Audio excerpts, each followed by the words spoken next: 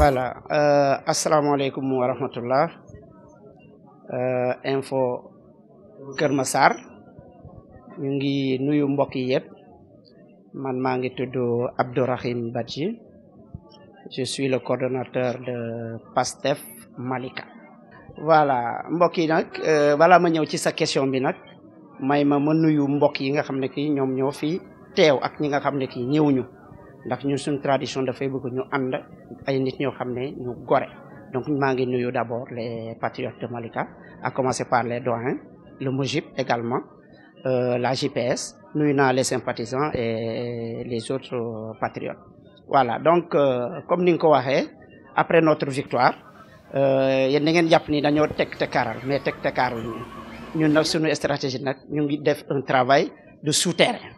voilà ñu ngi liggéey ci suuf ñu dégg ñu moo xam dégguñu mais ñu ngi liggéey ci suuf. voilà donc kontaan naa trop ci question boobu question bu am solo amuñu moyen c'est vrai mais am nañu ay nit ñun nag suñu stratégie li gën a bëri duñu ko nangoo di faral di révéler lu tax parce que dañoo bañ mu am ñoo xam ne dañu koy plagier maanaam dañu koy copier ñun nag stratégie boobu dañu koy denc mais nag am na loo xam ne yàlla daf ñu ko may mooy loo xam ne d'abord le président Ousmane Sonko bi nga xam ne kay moom moo tax ñuy wax Pastef tey dafa nekk nit koo xam ne c'est un chouchou du peuple sénégalais. beneen bi ci tegu nag ñun ñu ngi doon dugg di waxtaan ak population yi parce que population yi ñoom ku nekk xam na soxlaam voilà ku nekk xam na fuy métti ak fuy méttiwul donc yooyu nag bokk na ci suñu secret bi mooy ànd ak nit ñi rek ñun xeebuñu kenn. Malika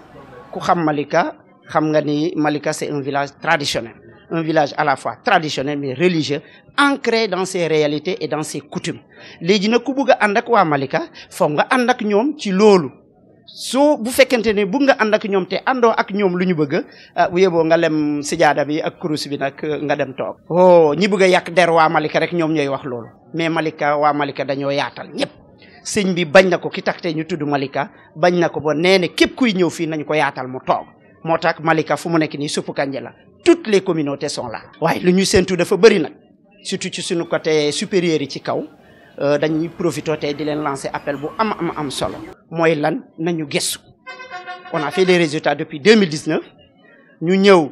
2017 d'abord avec les législatives bi tax président Ousmane Sonko dem assemblée ñu ñëw 2019 présidentielle ñu ñëw encore locales yi même chose ñu ñëw législatives yi c'est vraiment le plébiscite. waa ci coalition bi moom wax dëgg yàlla à nos supérieurs maa ngi leen di lancer un appel fort nañu élargir coalition bi nag baax na ci lool mais sans pour autant ñu bañ a sacrifier les patriotes de souche parce que nañu bàyyi seen xel bu baax a baax am na ñoo xam ne dafa am li tax ñu ñëw loolu su jeexee wala gisuñu ko fii rek dañuy plier seen bagage ñu dem bàyyi ñu ak suñuy coono dama bëgg ñoom ñu bàyyi ci xel bu ko defee bu ñu demee ba nar a jël ay décision nañ ci boole wala buñ ci boole au moins nañu consulter pour ñu mën leen jox suñuy avis c'est important. Benno Bokk Yaakaar waaye boobu kay léegi Benno Bokk Baakaar la ñoom kay léegi ñoom il n'existe plus te incha allah élection yi di ñëw dinañu xam li xew daal. actuellement ñu ngi waxtaan ak nit ñi ñu ngi leen di jàppale ci yeneen jafe-jafe surtout ci côté mbënd bi parce que moom moo nekk actualité bi am na ci ñoo xam ne daa wax dëgg yàlla ñu ngi ci ay jafe-jafe. def nañu ay organisation de pompage des eaux mais dem nañu assister leen bu ñu xoolee ñu xam ne ndox bi fii mënuñu ko pomper dañu leen di dimbale pour que ñu mën leen reloger waaw parce que boobu tamit ci solution yu baax yi wala boobu kay moom na leer moom ñun autofinancement ñun bu ñu amee soxla rek dañuy wax def expression des besoins bu ñu defee expression des besoins di nga gis ci saa si balaa ngeen jóg fi ngeen nekk rek rapidement la question est réglée parce que ku nekk day lamb poosam kii ne am naa lii kii ne am naa lii le temps balaa ngeen xala waaye nu ñuy def solution bi am na ba pare. non on n'a pas un budget spécial bu toog mais saa yi ñu amee jafe-jafe rek dans les minutes qui suivent la question est réglée. bu baax a baax les ressources la qualité des ressources humaines nous avons des religieux avec nous et ça aussi y a ñu bëri ñoo xam ne dañuy def amalgame pensant que ñi jàng mbirum diine wala alxuraan ou bien arabe li gën a bëri ce sont des gens yoo xam ne sans apport non la preuve xool leen Serigne Diop le maire de Kaolack il fait des résultats pourtant ci alxuraan la jànge mais aussi am na ñoo xam ne dañoo jàng nasaraan c'est des hauts cadres ñoo xam ne ils sont là tapis dans l'ombre mais c'est des gens qui sont avec nous ñoo xam ne dañuy xelal di ñuy envoyer seen ndimbal ci côté bu nekk daal. voilà loolu dafa bokk ci les projets yi nga xam ne ni Pastef yi mu ngi ko doon togg Inch'Allah le département n'a pas de stade en rapport avec le conseil départemental avec les autres communes Inch'Allah du ñu tardé ñu am solution pour que Keur Massar yëpp département mun a am un stade digne de nom un stade de dernier cri avec les derniers. Voilà les députés surtout ñoom dañoo am un appel spécial boo xam ne nañu xam ne l'assemblée bii di ñëw bu 2022 bi 14e législature nañu xam ne ils ont un défi à relever. L'assemblée doit être une assemblée de rupture parce que dafa am conception bu nit ñi amoon ci ancienne assemblée yi maanaam assemblée nationale une structure ou une chambre d'enregistrement et d'applaudissement. Non, c'est fini de somnoler au niveau de l'Assemblée. Les députés doivent, ñi nga xam ne ni ñoom la ñu élire dañoo war a taxaw ci soxla population yi parce que y a un quotidien boo xam ne waruñu ko négliger maanaam la cherté de la vie mbënn mi mais aussi l'éducation ci côté bu nekk daal jafe-jafe yaa ngi. li may tàggu kay mooy remobiliser encore les troupes ku nekk fi nga nekk na ku nekk jàpp ni liggéey bi du liggéey benn nit liggéey ñëpp la ku nekk na indi son apport à la construction de l'édifice bi nga xam ne ça sera un bijou national et international. Oui, le mutisme, vous pensez que c'est un mutisme, mais nous à Malika ici c'est pas un mutisme. Nous avons l'habitude de travailler de manière souterraine. Ñun lu ñuy def du ñu nangu, on ne révèle jamais nos stratégies. Ça fait partie de notre point fort et c'est ça qui fait que on surprend toujours les gens avec nos résultats. Salaamaaleykum waa KM ñu ngi leen di nuyu di rafetlu aussi seen ñëw bi di nuyu ñi fi toog di nuyu coalition bi yëpp di leen dellu di sargal ci lii nga xamante ne si ni moom ngeen taxawee. taxawaayu sage yi moom daf di loo xamante ne day lu ñu war ndax ñi nga xamante ni si ni ñoom ñooy ndaw ñi. dañoo ñëw wag ci ñun xam xel ni sage yi ñu war a mën a ànd ak ñoom lañu tette leen wan leen yoon bi yàlla def ñu amu xame lool nag ci dëkk bi yàgg fi te am affinité ak ñoom loolu moo tax bi ñu ñëwee seet si ñu ànd ak ñoom dugg ci nit ñi waxtaan ak ñoom ba wax dëgg yàlla ñoom itamit nañu dëggawoon ci ñoom réccuwuñu ko ci ñoom. message bi ma porté comme ni nga ko waxee rek am na secret yoo xam ne doo ko wax village traditionnel bien sûr comme ni ma la ko waxee rek ci début ba dañu am ay relation yoo xamante ni si ni ak nit ñi. ci boulevard boobu jaare nañ ci ba waxtaan ak ñoom ba ñu jël confiance ci suñuy wax ba tax ñu voteel ñu massivement waaw lii daal xam naa ni ci li ñu tax ñu am ndam li ci la bokk. kilifa yi message bi ma leen di lancer rek mooy ni dafa am ay élections yu fi jaaroon ñoom ñu tànnal ñu. fekk ñun tànn nañu suñu candidat ba dox ci nit ñi ba dëkk bi yépp am confiance ci candidat bi ñu tànnal ñu ci kaw andil ñu koo xamante ni si ni du nañ ko bëggee woon loolu nag dañ koy jox suñu borom bi moo moomeloon ndax moom mooy ki nga xam ne mooy dogal yàlla def ba ñu ko joxee ba ñu ko tegee tamit ci suñu kanam ñu ànd ak moom liggéey ak moom ba yàlla def du ma ni gañe wuñu parce que résultat yi la ñu génnee mooy ñee gañe waaye li ne ci xolu nit ñi moo doon changement loolu nag dañ koy sante yàlla kon nag danoo bëgg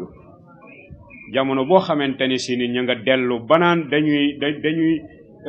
ak pal la ñuy kiye nañu consulter base bi ba pare ba xam kan lañ leen di wax ni leen kii moonu doy dina ma neex lool ci wax ci moom ndax li ma la mën a xamal mooy ni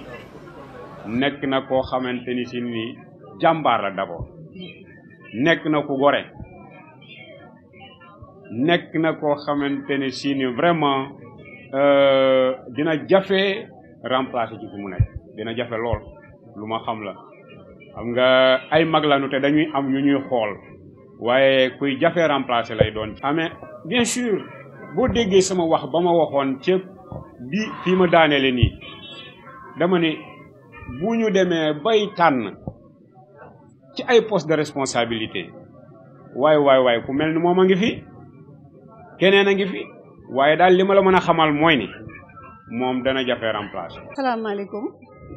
maa ngi leen di nuyu yéen waa KM di rafetlu nag bu baax a baax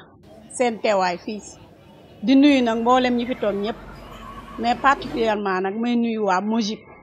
bi nga xam ne maa ko jiite ma nekk présidente des femmes au niveau de la commune de Malika. di wax ne kuréel boo gis rek day am ko jiitu rek waaye liggéey bi lu ci am solo du man ñoom la.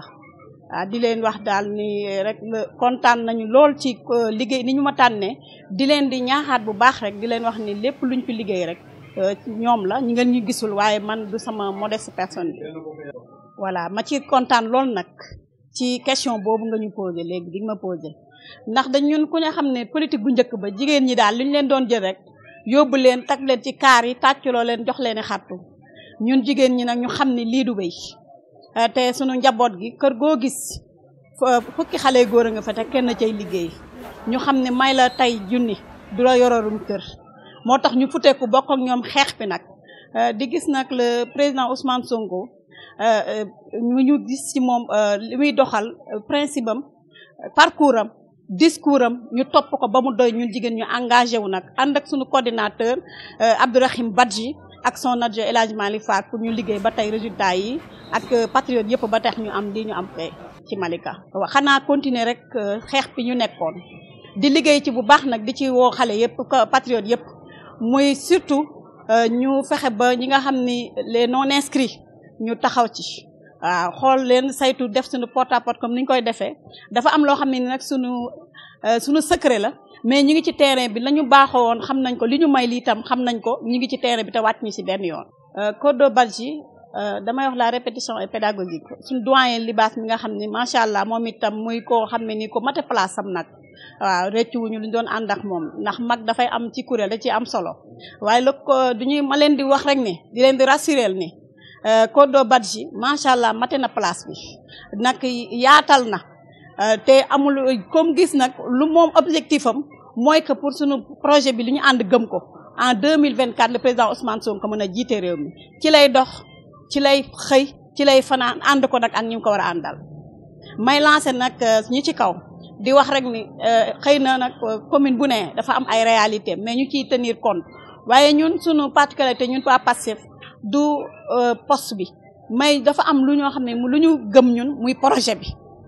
bi nag du benn lu du surtout fi ñu toll focus ci 2024 ci loolu la ñuy liggéey. message bi may lancé mooy que ñunu jigéen ñi surtout ndax wàll woowu laa féetee